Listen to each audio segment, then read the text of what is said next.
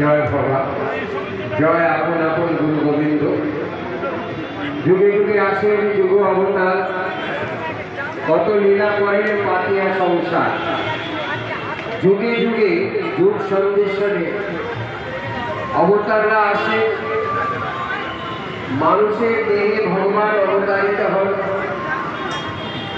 তারা সাধনার মাধ্যমে ঈশ্বর উপলব্ধি করেন, ঈশ্বর লাভ করেন, ঈশ্বরীয় ক্ষমতা অর্জন করেন। সেই রকম এক যুগপুরুষ বাবা লোকনাথ এসেছিলেন এই ভবে। এইরকমই আমার মদগুরু ভবপালে এসেছিলেন এই যুগে। তা আমি এই সুন্দর একটা সেবা কর্মের মধ্যে দিয়ে আসতে পেরে নিজেকে গর্বিত অনুভব করছি। বিশেষ করে এই চাকরা ধামের কর্মকর্তারা এবং গঙ্গারা এবং বিশিষ্ট যারা উদ্যোক্তারা আছেন, সবার নাম করলে অনেক সময় লেগে যাবে। সবাইকে ধন্যবাদ জানিয়ে আমি একটা ছোট্ট কথা ভগবানের উপদেশ এবং বাবা লোকনাথের বিশেষ উপদেশ এখানে ব্যক্ত করতে চাই। আজকের দিনে যেটা বিশেষ প্রয়োজন, আজ আমাদের দেশে যে অবস্থা, সেখানে বাবা লোকনাথ বলেছিলেন অনেক অনেক জঙ্গলে যখন বিপদে পড়বে আমাকে স্মরণ করবে। আজকে সেই রকম একটা সময় এসেছে, তার কাছে একটু আমরা তাকে স্মরণ করবার সময় এসেছে।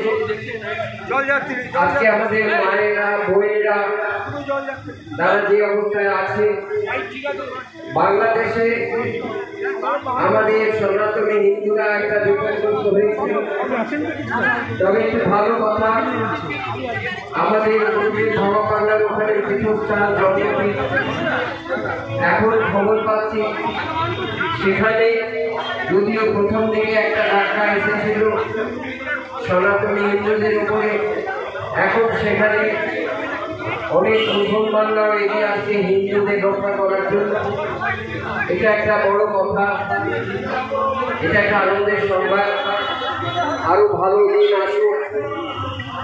এবং তবে আমাদের পশ্চিমবাংলায় একটু বর্ডার ডিস্ট্রিক্টে একটু আমাদের সনাতনী হিন্দুদের একটু অসুবিধা হচ্ছে এবং আমি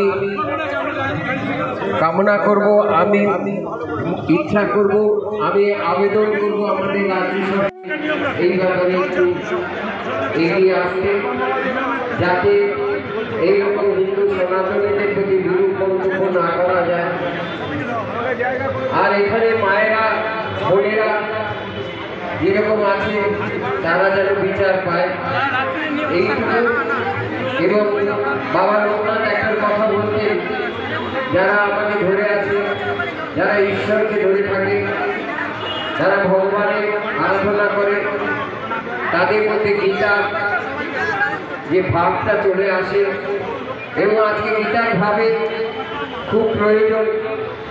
সেই গীতার ভাবে থাকলে তাহলে দেশের দশের কল্যাণ হতে পারে, যারা প্রশাসনে আছেন তাদেরও কল্যাণ হতে পারে।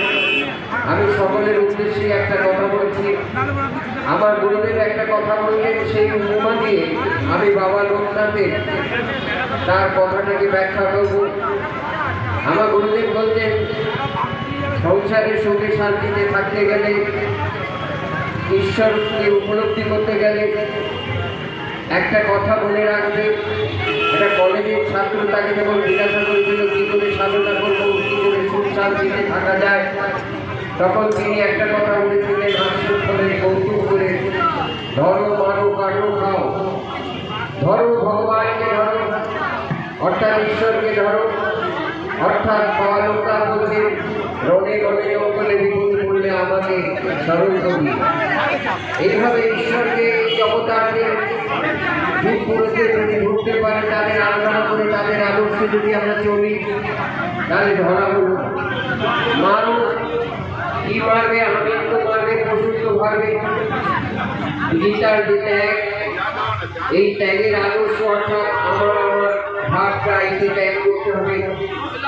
আমার করিও না আর নয়ন নদিয়া দেখো সবই অন্ধকার। এই আবেগকে মারো, এই পশু ভাবটাকে মারো। আমার মধ্যে যে পশু ভাব আছে, মানুষের মধ্যে পশু ভাব আছে, কুকুরের স্বভাব আছে, হিংসার স্বভাব আছে, সেইটাকে উল্টে দিতে হবে। ডগের স্বভাব বিরোধী, ডগকে উল্টে দিলে গড অর্থাৎ ভগবানকে পাওয়া যায়, ঈশ্বরকে। অর্থাৎ এই কুকুরের স্বভাবটা ত্যাগ করতে হবে। কুকুরের স্বভাব হিংসা বৃত্তি। একটা বেপাড়ার কুকুর যখন আসে, পাড়ার কুকুরকে খেতে দেয় না, সজাতি হলেও খেতে দেয় না। সেই রকম আমাদের প্রত্যেকটা হিংসা, সেই স্বভাবটাকে ত্যাগ করতে হবে, উল্টে দিতে হবে। আমিত্ব মারতে হবে, পশুত্ব মারতে হবে, আর মায়া পাশ কাটতে হবে। মায়া অর্থাৎ গীতার আদর্শ, সেটা হচ্ছে মায়া।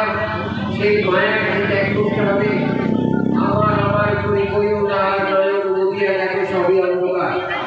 ভগবানের মধ্যে নাটা বাদ দেবে, দেখবে সব কিছু সবই তার। এই আবিত্ব মারো, পশুত্ব মারো, মায়া পাশ কাটো, তাহলে দেখবে প্রেম সুধারস খাবে। ধরো মারো কাটো খাও, প্রেম ভালোবাসা এই রূপ সুধারস পান করতে পারবে, মোক্ষ লাভ করবে। এই কথাটা আজকে স্মরণ রাখার দিন এসে গেছে।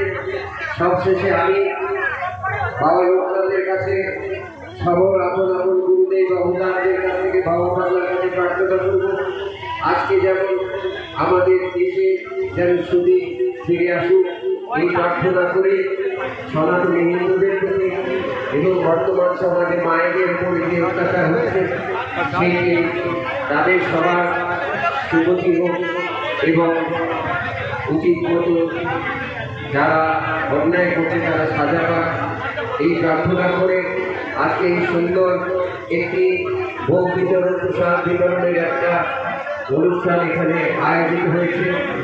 সবাইকে ধন্যবাদ জানিয়ে আমি এবং বিশেষ করে গঙ্গারা এবং অশোকা আর বিশেষ যারা গুরুজনরা আছেন সবাইকে ধন্যবাদ জানিয়ে আমি আমার বক্তব্য শেষ করছি। জয় বাবা লোকনাথ, জয় আপন গুরুদেব, জয় ভগবান।